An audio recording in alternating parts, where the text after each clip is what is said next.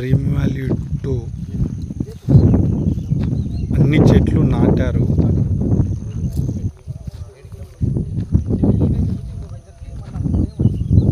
మొత్తం ఫామ్ ల్యాండ్లో అన్ని రోడ్ ఫేస్ చెట్లు అన్నీ నాటారు. పూల చెట్లు, తర్వాత ఫ్రూట్స్ చెట్లు, తర్వాత అన్ని చెట్లు నాటారు.